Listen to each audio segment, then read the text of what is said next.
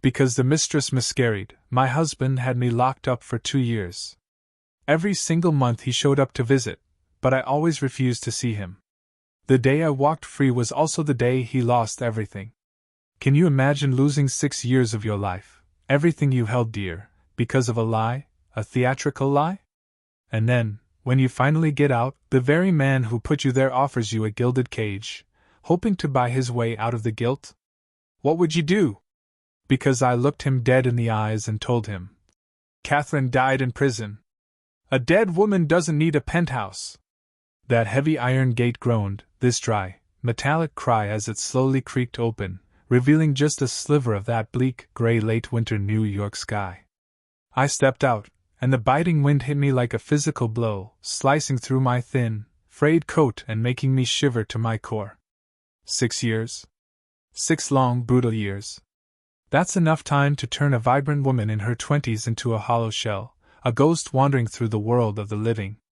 I took a deep breath, expecting, I don't know, some sense of freedom, the relief everyone talks about. But my chest only felt heavy, filled with the damp, desolate scent of prison walls.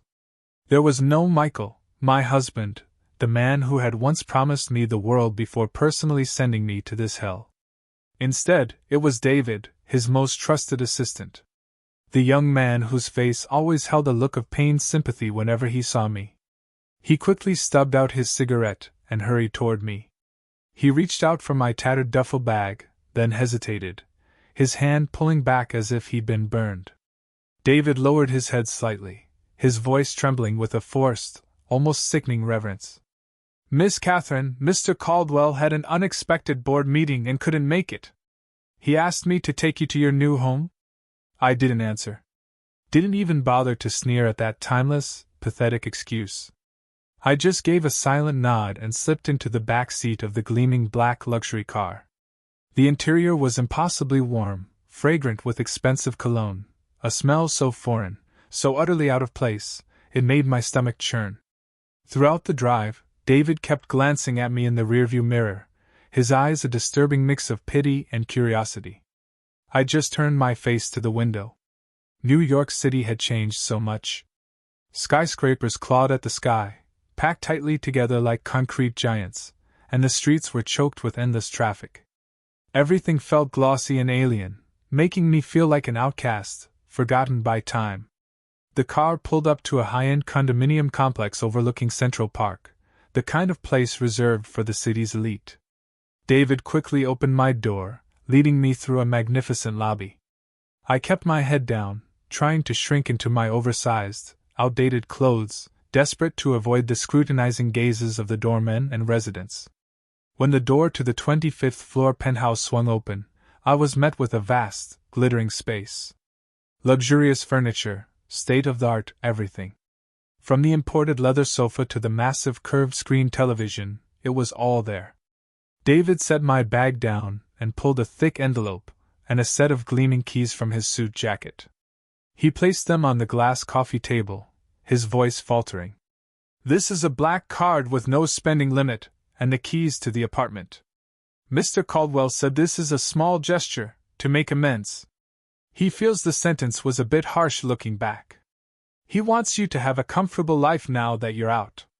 I stared at those keys, lying there on the glass table. The cold metal reflected the light from the crystal chandelier, stinging my eyes. Make amends? Was he using money to buy a clear conscience, or using this penthouse to silence a woman fresh out of prison? I picked up the keys, the cold metal seeping into my bony palm. I didn't scream. I didn't throw them in David's face like some wrongly accused wife might. I simply lifted my head and looked directly at him, my deep, lifeless eyes locking onto his. David flinched, taking a step back.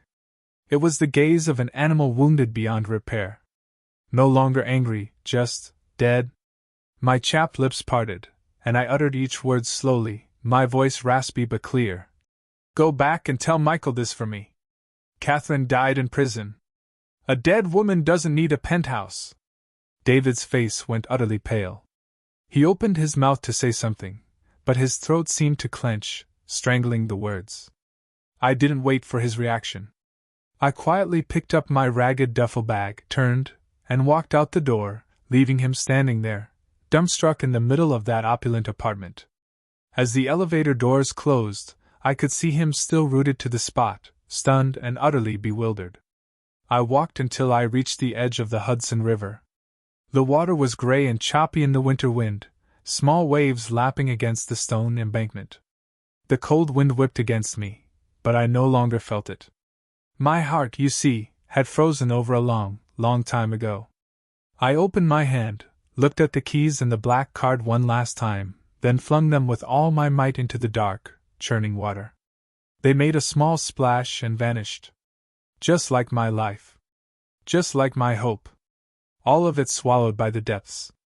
I turned and walked away, disappearing into the hurried crowds, a nameless phantom in this glittering, indifferent city.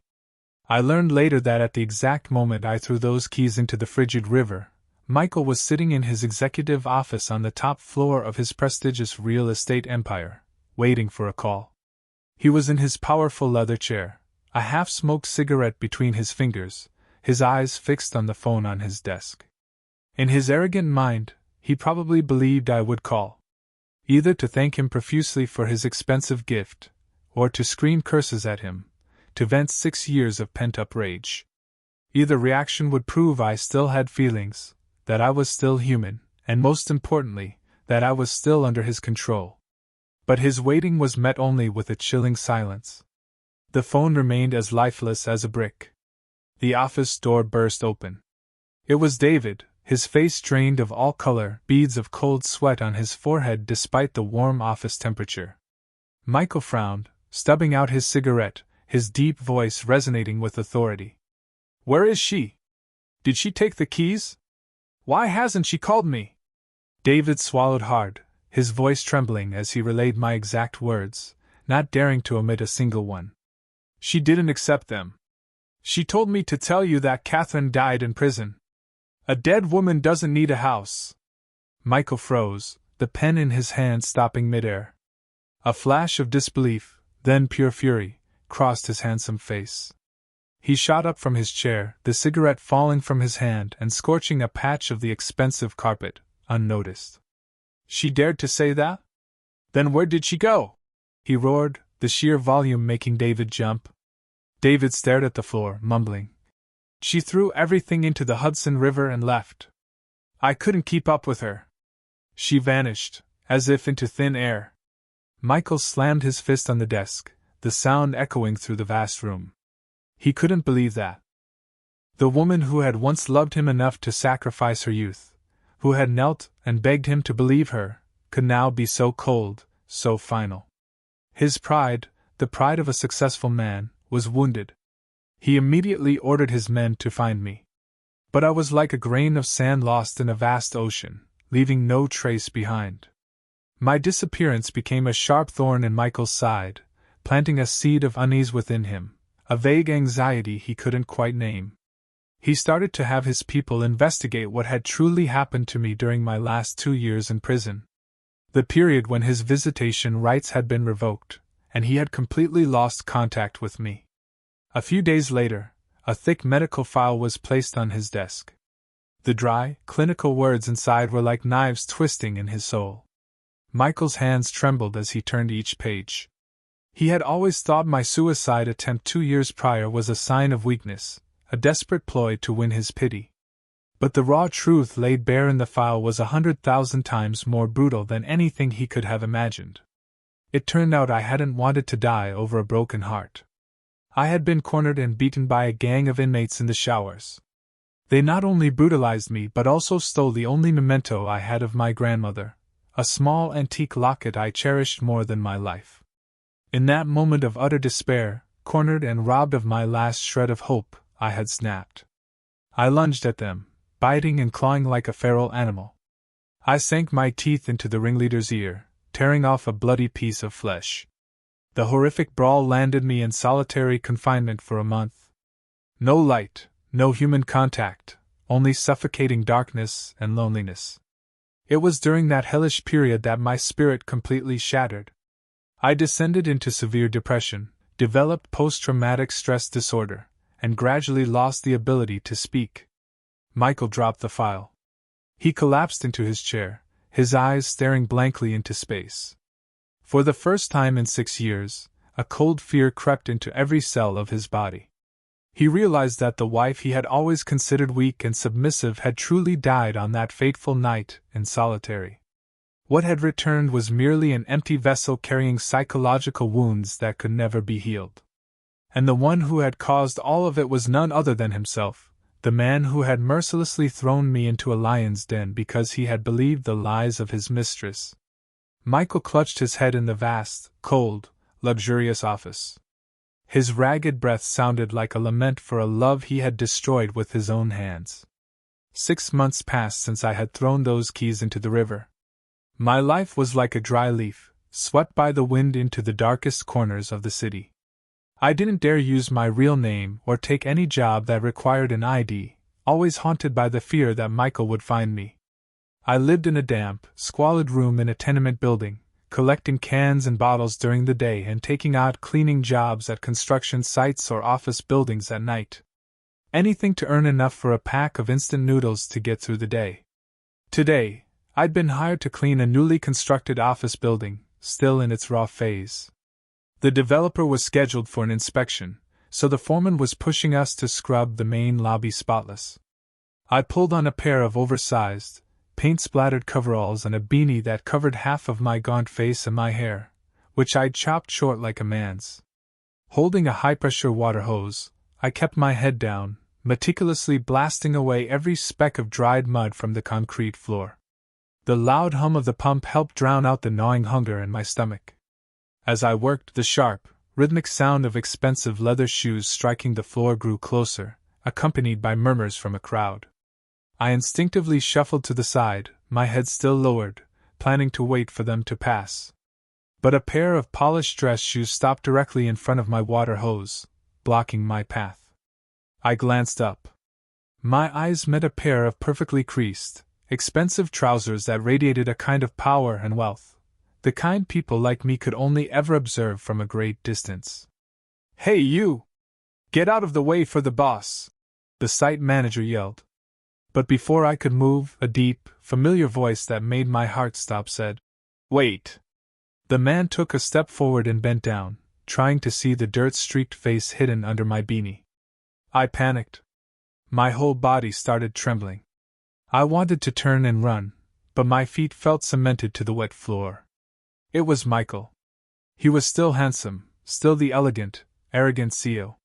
But the look in his eyes as he stared at me was one of utter shock and disbelief. "Katie, is that you?" he whispered, his voice cracking with raw emotion. I bit my lips so hard I tasted blood, trying to hold back the sob rising in my throat.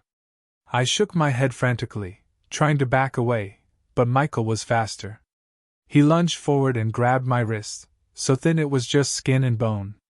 His hand was warm, but to me, it felt like a red-hot iron clamp, bringing back painful memories of being restrained, of being interrogated in prison. "You've hidden yourself well," Michael cried out, his voice lost in the whistling wind of the construction site. "Look at you! Do you even look human anymore? Why did it come to this?" His touch, his breath, it was all a spark to the powder keg of emotions I had suppressed for so long. Utter terror morphed into the frenzied resistance of a cornered animal. I didn't say a word, didn't explain or beg. I tried to yank my arm away, but his grip was too strong. In a blind panic, I aimed the high-pressure hose in my hand directly at him. Whoosh! A powerful jet of frigid water slammed into his expensive suit, his handsome face, his entire arrogant demeanor. The crowd gasped in horror. A few security guards started to rush me, but Michael raised a hand to stop them. He stood his ground, taking the full force of the relentless blast, getting soaked from head to toe. He looked at me, his eyes bloodshot, never flinching, as if he wanted to use this physical pain to atone for the guilt tearing him apart. I stared back, my fingers still clamped on the trigger, but my tears were now mixing with the dirty water on my face, salty and bitter. Michael didn't seem to care about his drenched state. He slicked his wet hair back, revealing a resolute forehead now etched with lines of exhaustion. He signaled to the stunned guards, his voice regaining its cold command. But his gaze on me remained heavy with an indescribable sorrow. "Get her in the car. Take her back to the office." I struggled, tried to scream for help, but what was the strength of a frail woman against two massive bodyguards? They dragged me away like a sack of trash and pushed me into the waiting luxury car. Inside the confined space, the smell of leather mixed with the musty odor of my clothes, creating a bizarre scent that made me shrink further into the corner of the seat. Back at the CEO's office, Michael didn't change his wet clothes. He tossed me a clean towel and sat in the chair opposite me, water still dripping from his suit onto the polished floor. He didn't seem to notice. He studied me with a look of helplessness, then pushed a thick file across the desk toward me. I glanced at the cover. Proposal for the East Hampton Ecological Resort Project, accompanied by a map of a familiar coastal area. My heart pounded. That was the community cemetery in my hometown, the place where my grandmother was buried. I looked up at Michael, my eyes filled with alarm and fear. Michael slowly opened the file and pointed to a red dot on the map. His voice was low, but each word was a nail hammered into my soul. "This is your grandmother's grave, isn't it? This plot of land is right in the center of the resort's development plan. According to the zoning permits, the entire cemetery has to be relocated." I trembled, my hands clutching the ragged hem of my shirt.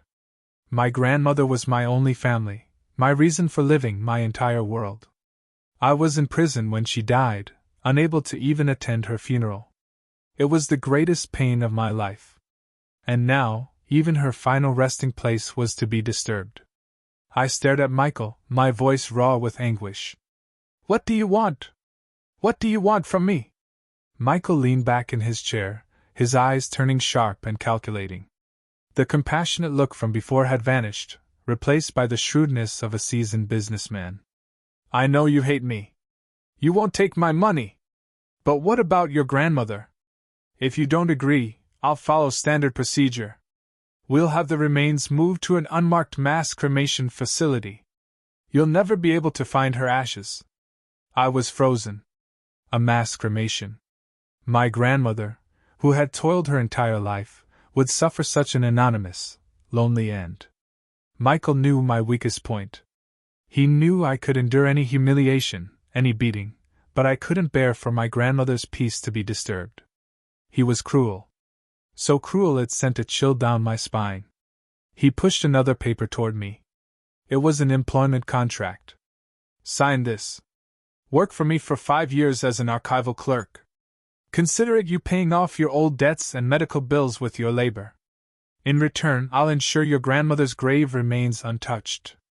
I'll even have it properly maintained and landscaped. After 5 years, the contract is up. You can go wherever you want. I won't stop you." I picked up the pen, my hand shaking violently. 5 years.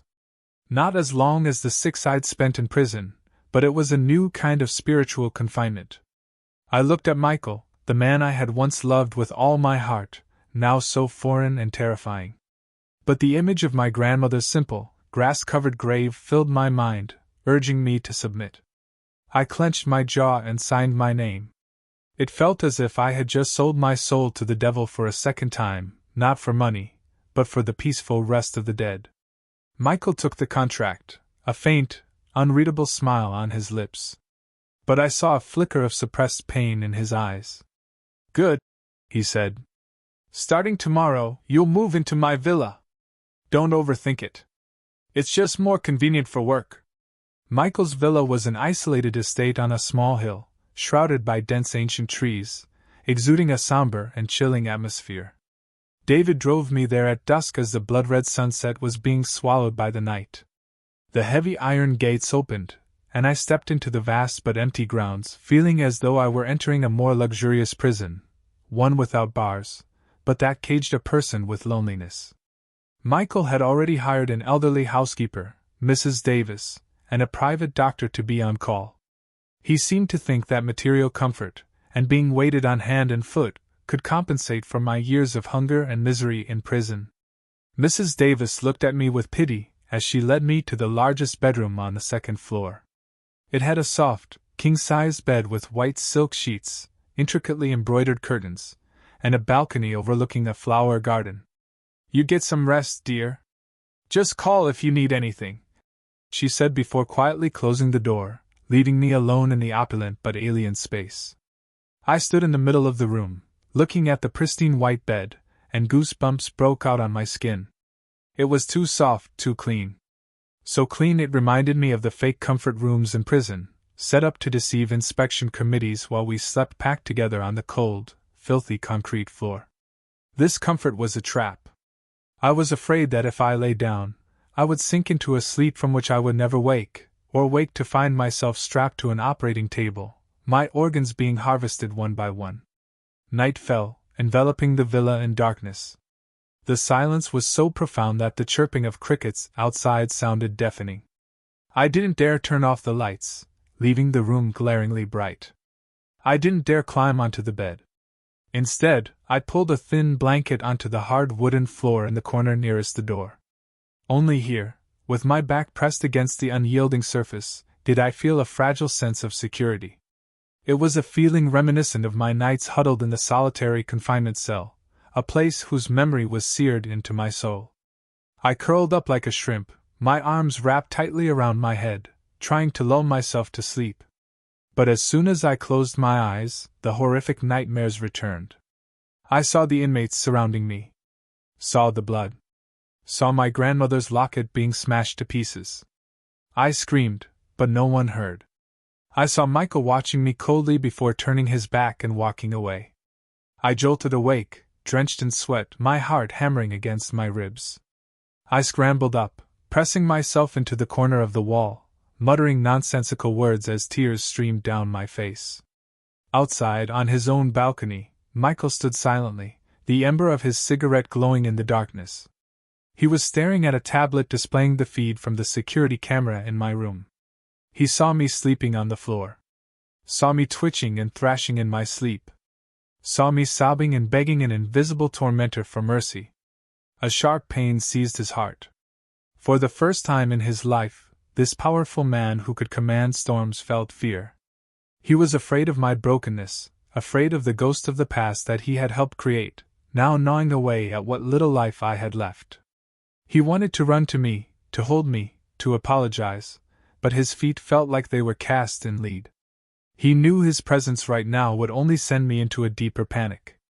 The next morning, David drove me to the corporate headquarters to start my new job. I wore the office uniform Michael had prepared, a white blouse and a black skirt, but on my emaciated frame, it hung like clothes on a scarecrow. As I entered the grand lobby, I felt dozens of eyes on me. Whispers erupted like a disturbed beehive. "I heard the new archivist used to be a janitor. The CEO just brought her in out of nowhere. Probably some old flame he decided to rescue." A woman with heavy makeup whispered to her colleague, just loud enough for me to hear. "Look at her. She looks like an addict. What does the boss see in her? Or maybe she's got some dirt on him." Another sneered. I kept my head down, pretending not to hear, and followed David into the elevator.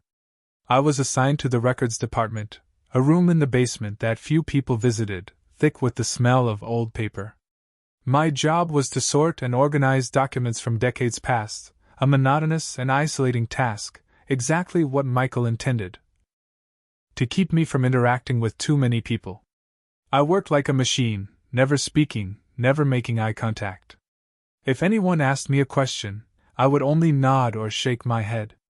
Soon, everyone in the company started calling me the mute. I didn't care. My world was now silence. Michael had told the department head not to give me any strenuous tasks, but I didn't want that. I threw myself into the heaviest work. Whenever a new shipment of document boxes arrived, instead of waiting for the mail staff, I would haul the heavy cartons myself. I gritted my teeth, the veins bulging on my thin arms, sweat soaking my blouse. With every strained muscle, with every jolt of pain in my spine, I felt a strange satisfaction. Physical pain helped me forget the emotional agony tearing me apart. It helped me feel that I was still alive, even if it was just the wretched existence of a worm. One day, Michael made a surprise visit and found me struggling to carry a box twice my size. He stormed over in a fury, snatched the box from my hands, and slammed it on the floor. "What do you think you're doing?" he yelled, his face red with anger. "Did I hire you to be a manual laborer? Why won't you listen to me?" I stood there panting, sweat plastering my hair to my forehead. I looked up at him, my expression strangely calm, without fear or resentment. I pulled a small notepad from my pocket, scribbled a few words, and held it out to him. "I am a debtor. A debtor must work to repay her debt. Don't pity me. Your pity makes me sick." Michael took the note, his hand trembling. He glared at me, his eyes burning as if he wanted to devour me whole, but then his shoulders slumped in defeat. He understood. I was using my own cruelty to punish both him and myself. He turned and walked away, his footsteps heavy and tormented, leaving me alone in the cold warehouse.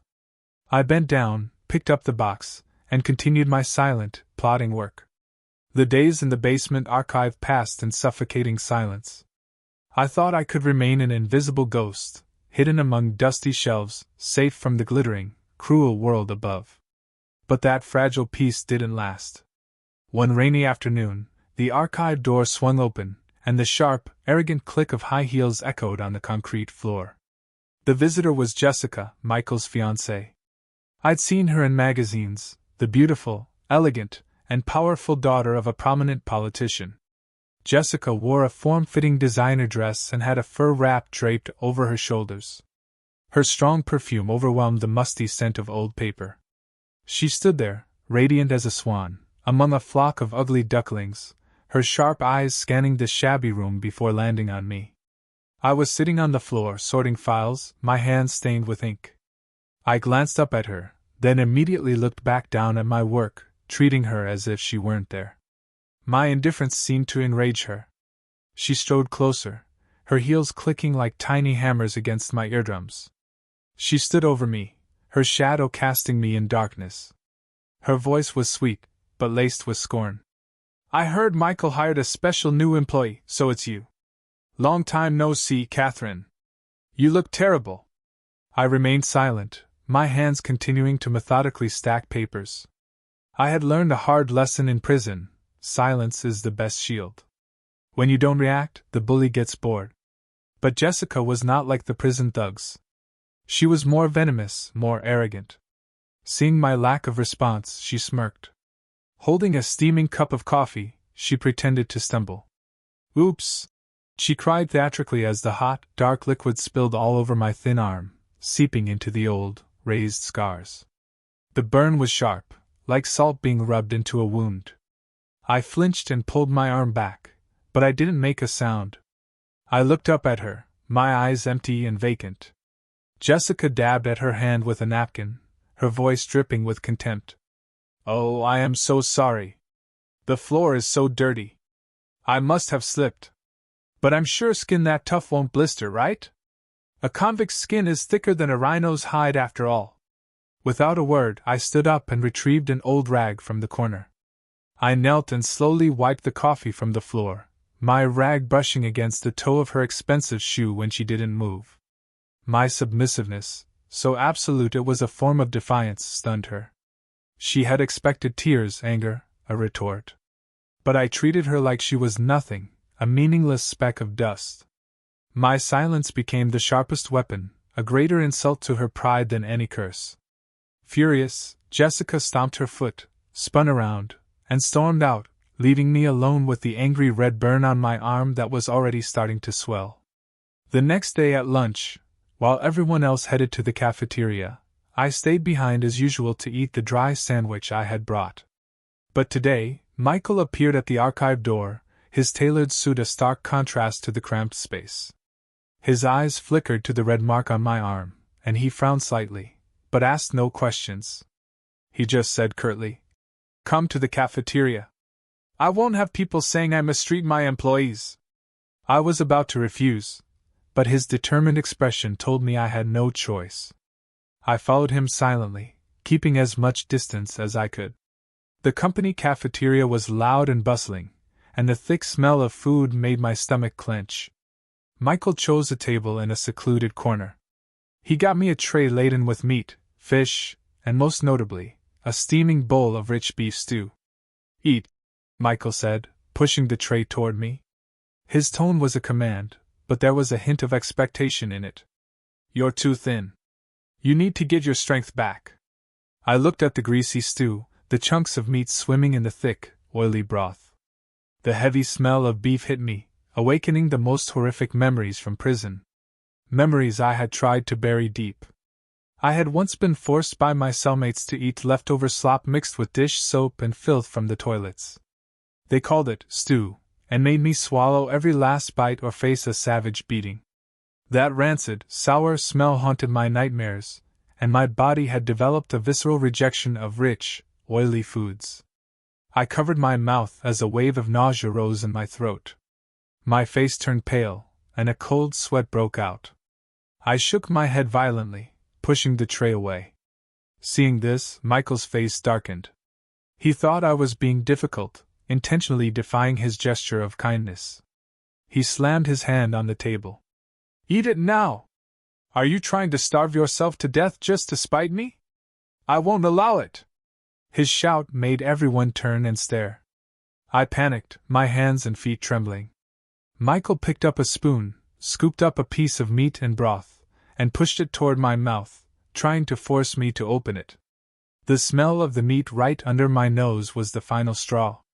I couldn't hold it back any longer.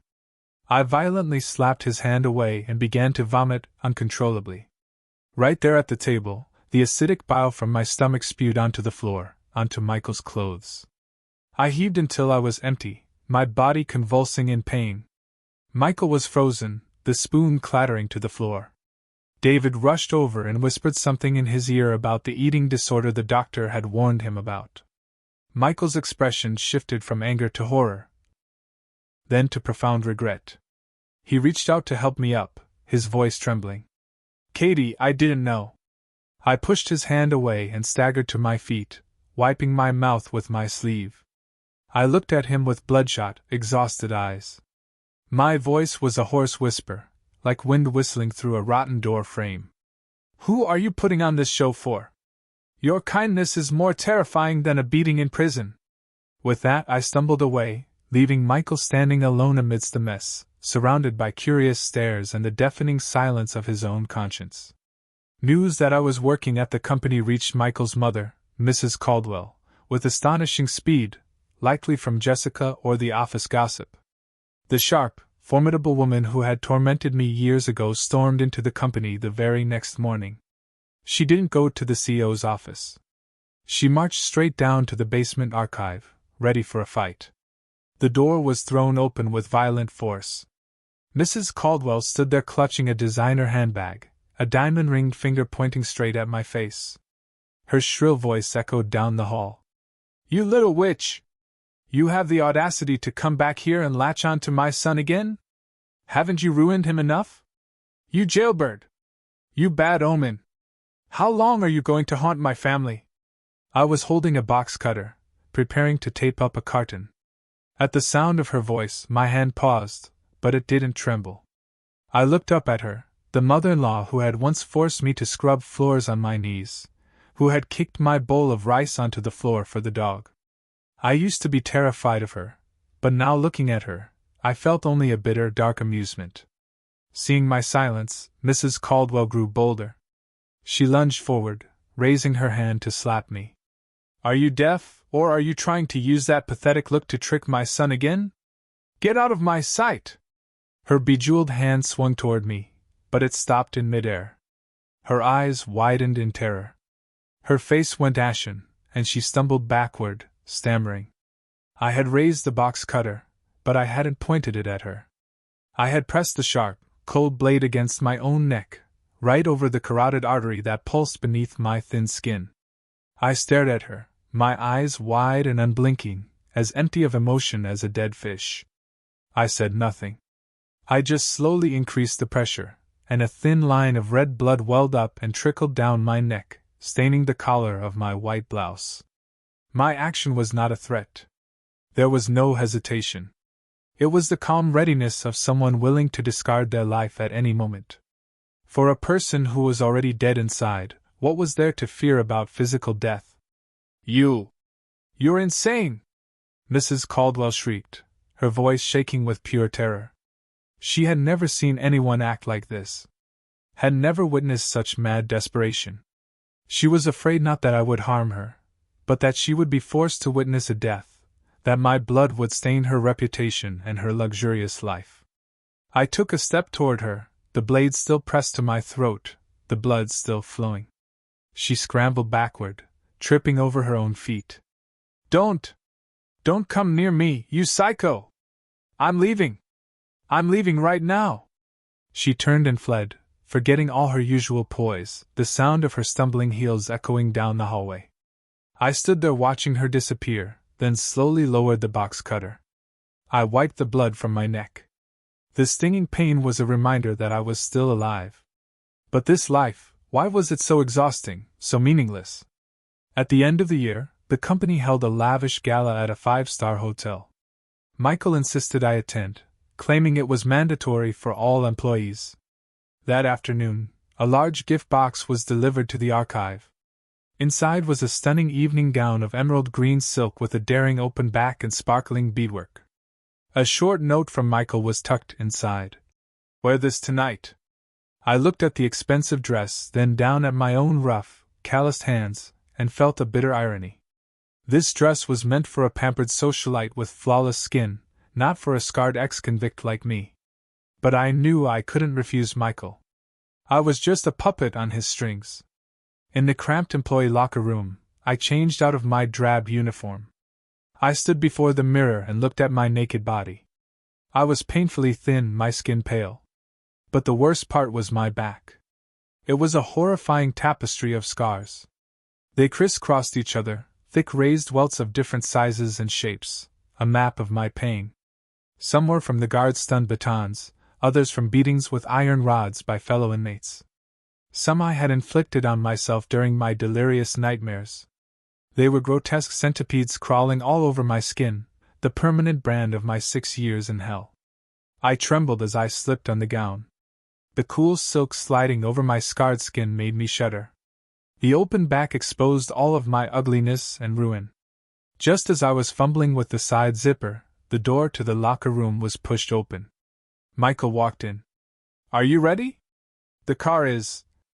He stopped, his words catching in his throat as he saw my reflection in the mirror. He froze, his eyes widening, his pupils constricting in horror.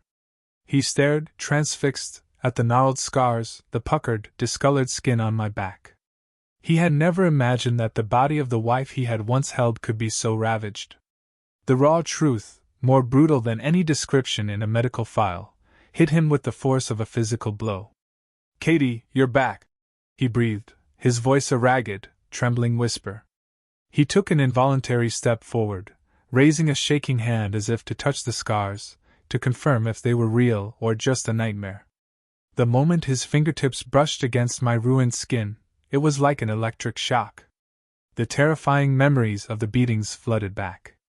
I let out a piercing scream, shoved his hand away, and scrambled into the corner, wrapping my arms around my head. Don't hit me! Don't hit me anymore! I gave you the locket! I gave you everything! Please stop hitting me! I shrieked, tears streaming down my face as my body convulsed. In that moment, I didn't see Michael. I saw the snarling faces of the inmates, the iron rods swinging through the air. Michael stood paralyzed, his hands suspended in midair, empty and cold. He watched me cowering like a wounded animal, begging for its life. And his heart felt like it was being crushed into 1,000 pieces. What have I done? He thought. What kind of hell did I put the woman I love through? The warmly lit locker room suddenly felt colder and more desolate than a tomb. After my breakdown, I was still forced to go to the gala. Michael was afraid to leave me alone, terrified of what I might do. I hid behind a large pillar, the expensive, open-back gown feeling like a shroud wrapped around my broken body. The glittering chandeliers, the clinking of glasses, the hum of high society chatter, it all made me dizzy and sick. This world wasn't for me. I was a sewer rat dragged into the light, naked and filthy. Just as I was about to slip away to the restroom, a sharp voice called out, so familiar it sent an icy chill down my spine. Well, look who it is. If it isn't Catherine, the woman who pushed me down and caused my miscarriage all those years ago. I turned. The woman before me wore a fiery red dress. Her makeup was perfect, and a diamond necklace sparkled at her throat. It was Emily. 6 years hadn't changed her, except to make her look sharper, more cunning. I heard she was now married to one of Michael's major business partners. Emily's eyes raked over me, lingering on my gaunt face and calloused hands before settling into a triumphant smirk. The smile of a winner looking down on her vanquished foe. I tried to walk away, but she blocked my path, cornering me against the wall. Under the cover of the loud music, she whispered in my ear, her breath thick with the smell of wine.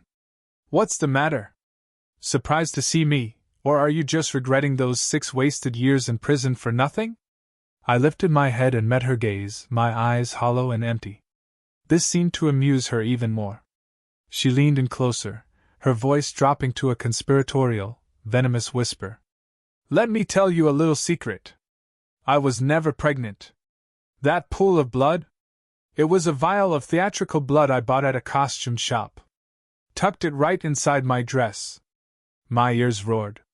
The world went silent. Except for Emily's soft, cruel laughter echoing in my head. Theatrical blood? For a cheap prop, I had lost 6 years of my life. Lost my grandmother.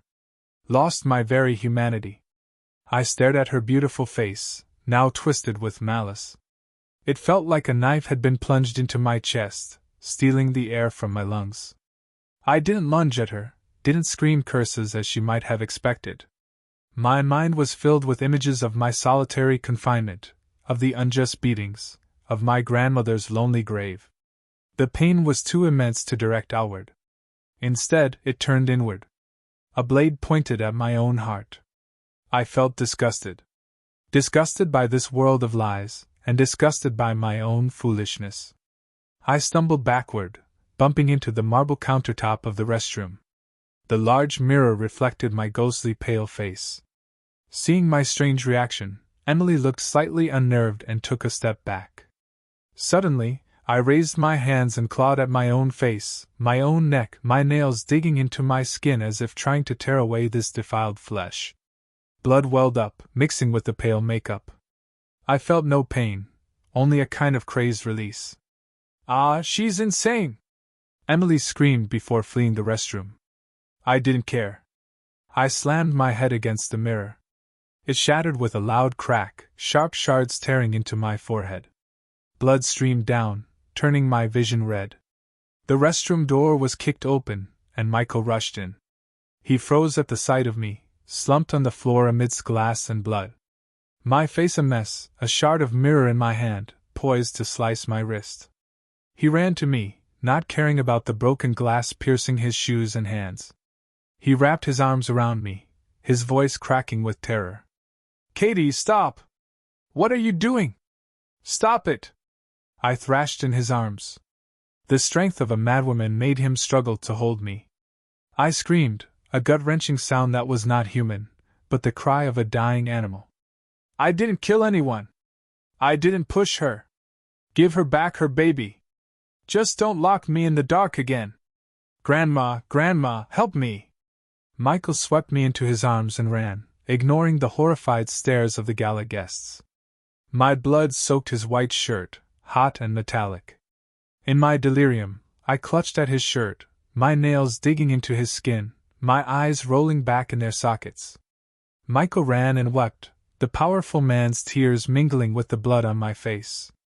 Hearing my delirious words, he began to dimly realize that a horrifying truth had been buried for 6 long years.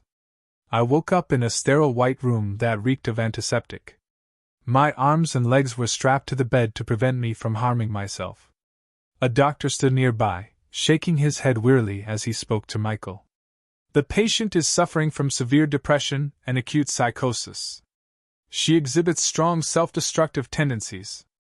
The wounds on her body indicate this is not the first time. Michael leaned against the wall in the corner, his face looking 10 years older overnight. He looked at my still form on the bed, then turned as David entered with a file.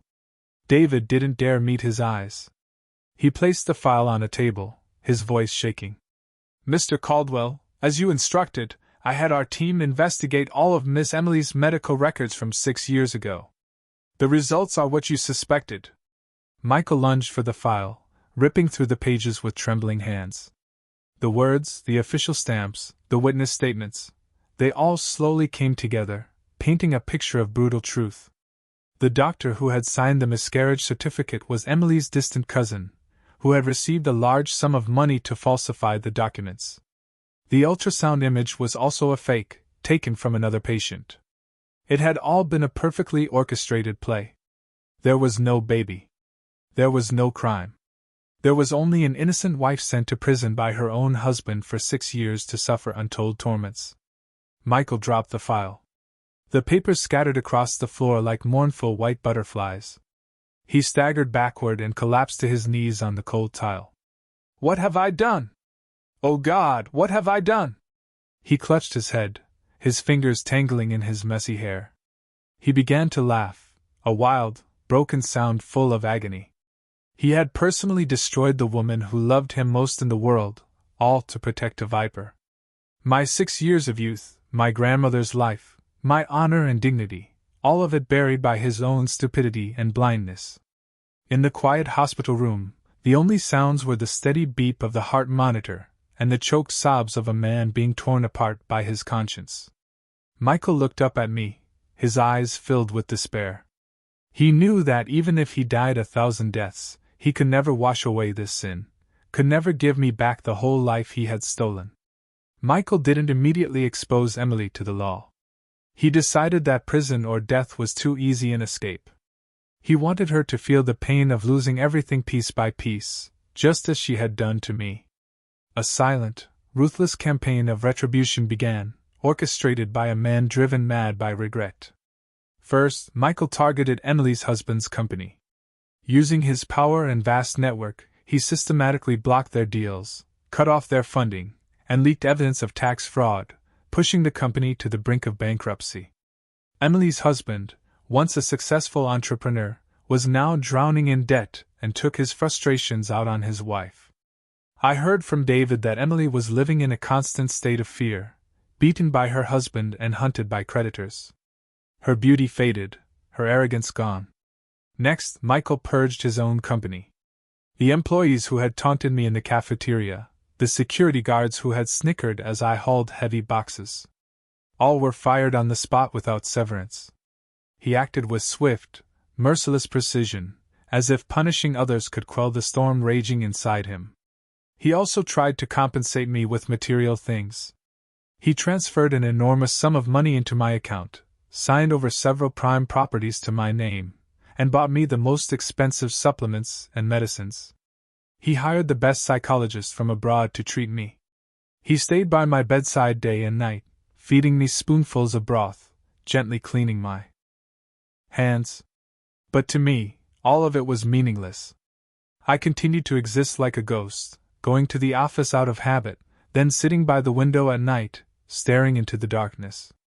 Money, houses, his belated care, nothing could stitch together my shattered soul. One afternoon, Michael entered my room and placed a glittering diamond jewelry box on the table. He knelt beside me and took my cold, bony hand. "Katie," he said, his voice raw, "I've dealt with them. Emily is paying for what she did. Do you feel any better?" I slowly turned my head, my empty eyes looking right through him into some distant void. A faint, bitter smile touched my lips. I pulled my hand from his. My voice was as light as a whisper. "Better? Whether she starves to death or gets beaten, will that bring back my 6 years? Will it bring my grandmother back to life? Are you getting revenge for me, Michael? Or are you just trying to salvage your own rotten conscience?" My question struck him dumb. He bowed his head, his shoulders shaking. He understood that no matter what he did, the chasm between us, a chasm carved by blood, tears, and a human life, could never be bridged. That night, a sudden storm broke over the city. The rain fell in sheets, and the wind howled around the villa. I was sitting on the windowsill, watching the raindrops trace paths down the cold glass. My heart, a barren wasteland. Michael hadn't been home for days. David said he was busy handling the fallout at the company and dealing with Emily. I didn't care. He could turn the world upside down for all I cared. It had nothing to do with me anymore. Around midnight, the roar of a car engine broke the silence. The gates opened, and Michael stumbled in, soaked to the bone and reeking of alcohol. He didn't turn on the lights, fumbling his way upstairs in the dark. When he opened my door, the dim light from my bedside lamp illuminated his flushed face and bloodshot eyes. He stood there staring at me, then suddenly collapsed to his knees, his body hitting the wooden floor with a loud thud. The proud, powerful man who commanded the business world was now kneeling before me, a broken mess. He buried his face in his hands, his shoulders shaking as racking sobs escaped his chest. "Katie, I was wrong. I was so wrong. Please hit me. Kill me. Just please don't look at me like that anymore." I sat motionless, making no move to help him. I watched him cry, watched him beat his own chest in self-flagellation.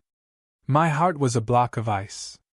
I felt no satisfaction, no pity for my former husband. The truth had come too late, so late it had lost all meaning. Michael looked up, his face a mess of tears. He crawled on his knees toward me, reaching for my hand. I pulled away, my gaze as sharp as a shard of glass. My voice was flat and devoid of emotion. "What are you crying for? Are you pitying me, or are you crying for your own putrid conscience?" He froze, stammering. "I want to make it up to you. I'll spend the rest of my life atoning." I cut him off with a bitter laugh. "Atone? You killed me, and now you're sorry. What if I took a knife and killed you right now? Then knelt and apologized. Would you come back to life? Would you forgive me?" My question was a sledgehammer blow that left him speechless. He stared at me, his mouth agape, unable to form a single word. He finally understood. This wasn't a lover's quarrel. This was the abyss between the living and the dead. Even though I was sitting here in flesh and blood, my soul, my love, had died 6 years ago on that fateful day in court. Michael collapsed onto the floor, his cries echoing in the large room. A sound more mournful and desolate than the storm raging outside. After that drunken night, Michael changed. He became more withdrawn at work, but around me he was timid and fearful. He brought home a thick file and threw it on the coffee table in front of his mother. It contained all the evidence of Emily's deception, including recordings of the fraudulent doctor's confession and damning financial records. Mrs. Caldwell's hands trembled as she read through it, her face turning from a healthy pink to a deathly white. She couldn't believe that the woman she had adored, the one she had wanted as a daughter-in-law, was such a venomous snake. More horrifying was the realization that her own prejudice and blindness had helped push her son's life into tragedy and my life into hell. The shock was too great. Mrs. Caldwell suffered a massive stroke, collapsing onto the sofa, the side of her face drooping as she tried to speak. An ambulance rushed her to the hospital. Michael called me, his voice weary and pleading. "My mother had a stroke.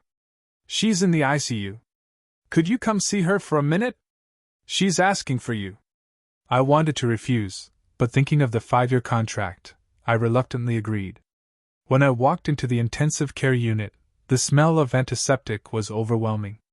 Mrs. Caldwell lay in the bed, hooked up to a web of tubes and wires, her face distorted by the stroke. When she saw me, a flicker of belated regret appeared in her eyes. She tried to move her one good arm, reaching it out toward me, her mouth working to form words that came out as garbled sounds. She wanted to take my hand, to apologize. I stood at the foot of the bed, watching that withered hand grasping at the air. I once yearned for that hand to comfort me, for her to call me her daughter. But that hand had only ever slapped me, had only ever pointed at me in condemnation. Now seeing it reach for me, I felt no sympathy, only a rising nausea. I took a step back out of her reach. My gaze was as cold as if I were looking at a stranger on the street. You should rest, I said, my voice flat and cruel. Don't strain yourself. No one can understand what you're saying, and even if they could, it wouldn't change anything. Mrs. Caldwell's hand fell limp against the white sheet. A tear traced a path through the wrinkles on her face. She understood with agonizing clarity that my cold detachment was more painful than 1,000 curses. I no longer saw her as a mother or even as someone worthy of my hatred. I turned and walked out, leaving behind the steady rhythm of the machines and the silent, consuming remorse of a cruel woman. Michael's change in behavior, canceling appointments, neglecting wedding plans, and dedicating all his time to my recovery, drove Jessica insane. The pride of a pampered heiress was deeply wounded. She couldn't accept losing to a broken ex-convict. Afraid to confront Michael directly, she chose the most cowardly path. She came after me. I was working late one evening. The winter sun had set early, and the road from the bus stop to the villa was deserted. As I was walking, a motorcycle with 3 men on it suddenly swerved in front of me. They were large, heavily tattooed, and carrying iron pipes. Without a word, they descended on me like hungry wolves. Cripple her. Let's see how she seduces anyone, the leader yelled, swinging a pipe hard against my back. A blinding pain shot through me. But I didn't scream or beg for mercy.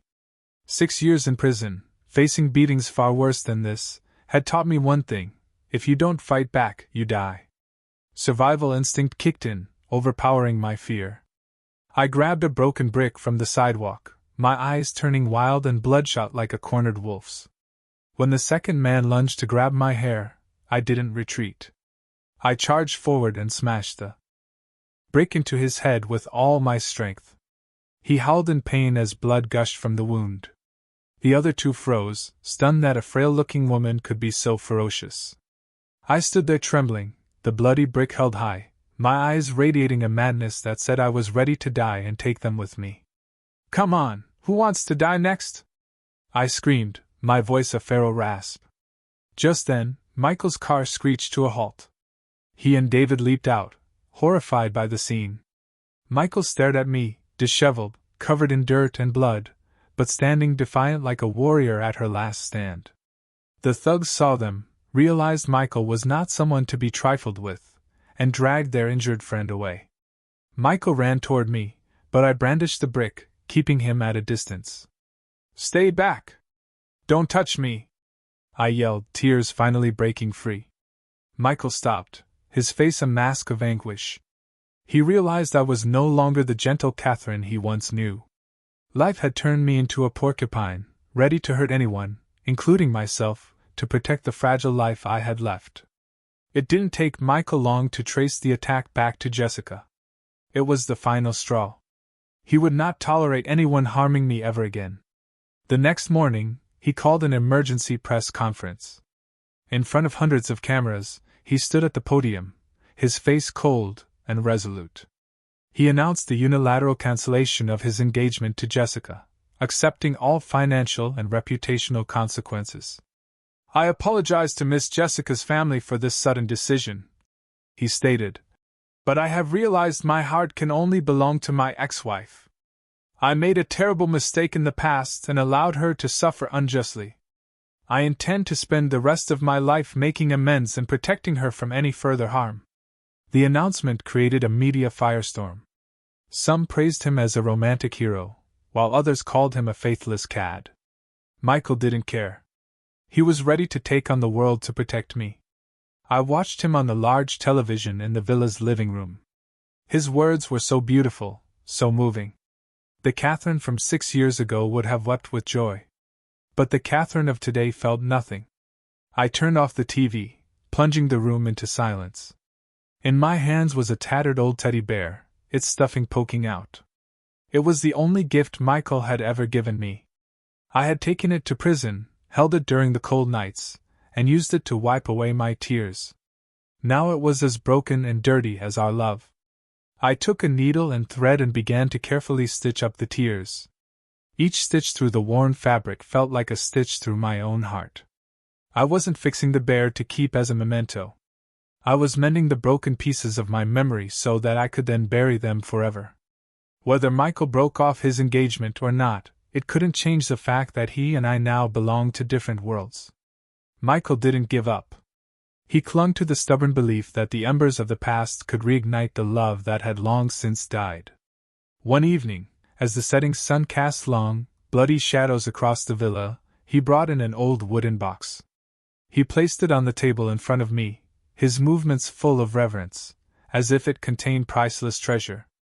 "Katie, look," he said, his eyes pleading and hopeful. "I found these in storage at the old house. The silver rings we bought at that street fair in college, the journal you kept when you were 20, and our first picture together from that trip to Vermont. I kept them all safe." I looked at the contents. The cheap silver rings, now tarnished. The worn, leather-bound journal. The photo of two young, smiling faces, radiant with happiness. These things were once my entire world. Proof of a love I thought was eternal. Now they were just a bitter mockery. They didn't evoke nostalgia, only a sharp reminder of my own blindness. The girl in that photo was dead. Killed the day the man beside her sent her to prison. I said nothing. I picked up the box, walked out to the patio, and went straight to a pile of dry leaves the gardener had swept up. I lit a match and tossed it in. As the flames leaped up, I threw the wooden box into the heart of the fire. "Katie, what are you doing?" Michael screamed, lunging forward, trying to pull the box from the fire. The flames caught the journal, and it erupted. He ignored the heat, plunging his bare hands into the inferno to retrieve the mementos. The smell of burning flesh filled the air, but he didn't seem to feel the pain. His face twisted in desperation. He managed to snatch the photo out, but it was half-charred. The girl's face had turned to ash, leaving only his own smiling face alone on a blackened background. I watched him, my eyes cold and empty. As he cradled his blistered hands, his face streaked with tears, he looked at me with reproach. I just said, "What are you saving? Why are you holding on to this garbage? Stop trying to find the old Catherine. She died the day you testified against her. The person standing in front of you now is just an empty shell with her name." My words were like a bucket of ice water, extinguishing the last flicker of hope within him. He sank to his knees beside the dying fire, clutching the burnt photograph to his chest, and began to sob like a lost child. With the irrefutable evidence Michael had gathered, Emily's day of reckoning finally came. She was indicted on multiple charges: fraud, forgery, and perjury. On the day of her arrest, Michael drove me past her luxury apartment building. He slowed the car and rolled down the window so I could see. Emily was being led out by two female officers. Her delicate hands, once accustomed to holding champagne flutes, now bound by cold steel handcuffs. Her hair was a mess, her face pale and haggard without makeup, and she wore only a rumpled bathrobe. She screamed and cursed, a pathetic attempt to cling to her last shred of dignity. A crowd of onlookers pointed and filmed with their phones, their contemptuous stares mirroring the ones I had endured 6 years ago. Michael glanced at me, searching for a sign of triumph or joy. "How do you feel?" he asked softly. "She's paying the price.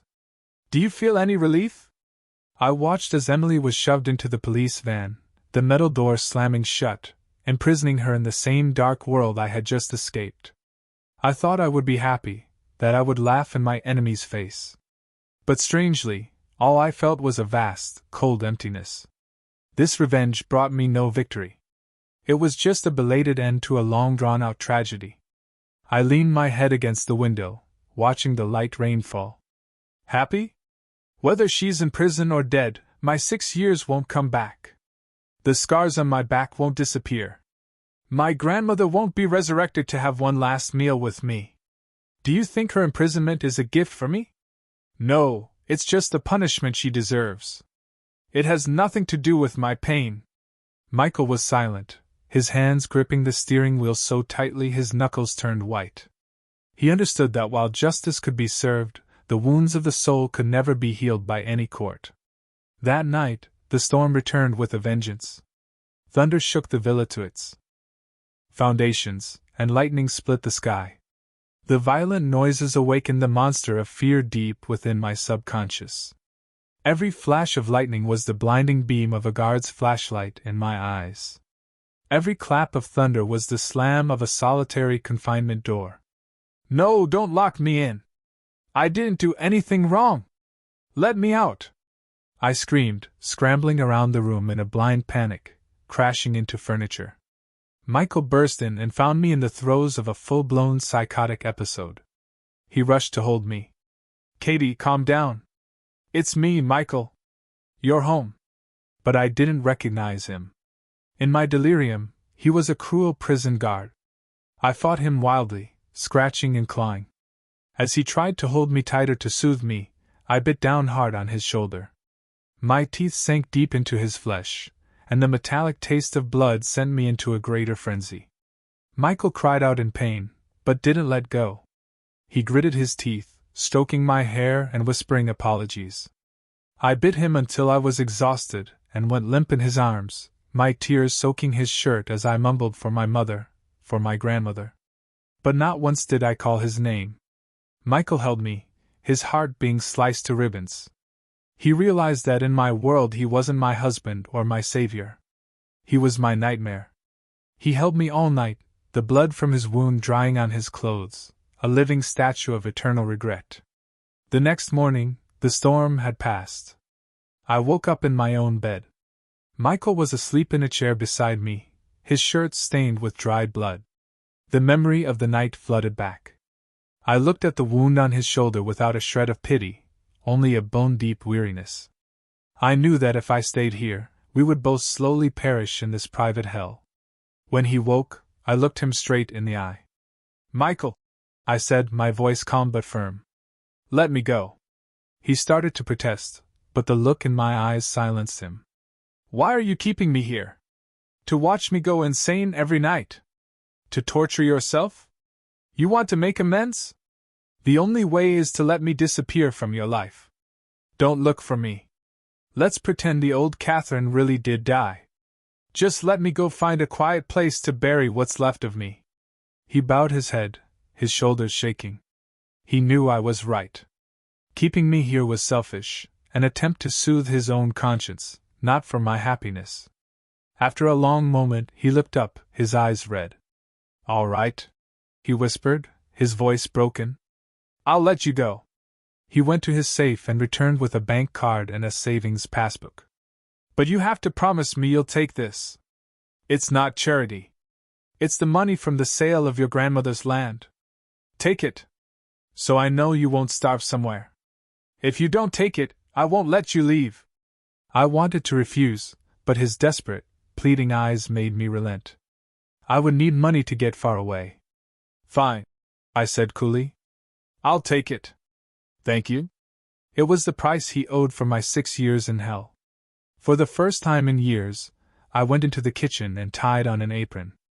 I cooked a simple meal, the kind of food we used to eat when we were poor and happy: fried eggs, sautéed greens, and rice. The familiar sounds and smells filled the cold house. When Michael came home, he froze, staring at the hot meal on the table as if it were a mirage. "Sit down and eat," I said softly. He sat, his hands shaking as he picked up his fork. He took a bite of egg, and tears streamed down his face, splashing into his rice. He ate ravenously, sobbing as if it were the most delicious meal of his life. "It's just like it used to be," he choked out. "You've forgiven me, haven't you?" I didn't answer. I just put another piece of meat on his plate. I had dissolved a mild sleeping pill in his soup, enough to give him a long, dreamless sleep. "Eat up, Michael," I thought. "You'll need your strength to face the loneliness that's coming." After he finished, he slumped over the table, fast asleep with a contented smile on his face. I helped him to bed and tucked him in. I stood there for a long moment, looking at his face, which had aged so much. Then I went to my room and packed my single canvas bag. I left behind all the expensive clothes and jewelry, taking only a few old outfits, the stitched-up teddy bear, and the bank card. On the dresser, I left the keys and a note. "Thank you for the meal. We're even now. Goodbye." I slipped out of the house and into the silent night, leaving my entire painful past behind me. When Michael woke the next morning, the sun was streaming in. The memory of our dinner brought a smile to his face. He jumped out of bed and ran to my room. "Katie, time for breakfast!" But the room was empty. The bed neatly made and cold. On the dresser, he saw the keys and the note. 2 words stared up at him, a final, brutal judgment. "Goodbye." "No, Katie!" he roared, crumbling the note in his fist. He searched the house, the grounds, but I was gone. This time I was smarter. I didn't take a bus or a train that could be tracked. I walked to a highway and hitched a ride with a long-haul trucker heading south. I threw away my phone, severing my last tie to my old life. Michael searched frantically, hiring the best private investigators, offering his entire fortune as a reward. But I had vanished, using all the survival skills of a person who had once been pushed to the absolute edge. The villa became a tomb. Michael neglected his company and locked himself in my room, drinking himself into a stupor, screaming my name into the emptiness. He finally understood the price of his cruelty, eternal loneliness. After 3 days on the road, I arrived in a small town nestled deep in the Blue Ridge Mountains of North Carolina. The air was clean and cool. I rented a tiny wooden cabin in the middle of a sprawling coffee farm and started a new life under the name Grace. I worked as a farmhand, a grueling job from dawn till dusk. My hands grew rougher, but I found peace in the physical labor. Here, no one knew my past. The simple, kind locals judged me only by the amount of coffee I could pick. One day, I found an abandoned puppy by the side of the road. I took him home and named him Freedom. For the first time in years, I slept through the night without nightmares. The pain was still there, a scar that ached when the weather changed, but it no longer bled. I was learning to live with it. 2 years passed. Michael had pulled himself together and thrown himself into his work, making his company more successful than ever. But he was a changed man, cold, somber, a permanent sadness in his eyes. He never dated, living alone in the vast, empty villa. He used most of his personal fortune to create a legal aid foundation for wrongly convicted women. It was his silent penance. His mother, Mrs. Caldwell, survived her stroke, but was left paralyzed and unable to speak. Michael cared for her physical needs meticulously, but shrouded her in a chilling silence. For 2 years, he never spoke a word to her beyond curt inquiries about her health. His silence was her life sentence, a daily torment of regret for the family she had shattered. My peaceful life continued quiet as the clouds over the mountains. I thought I had truly escaped until one fateful day.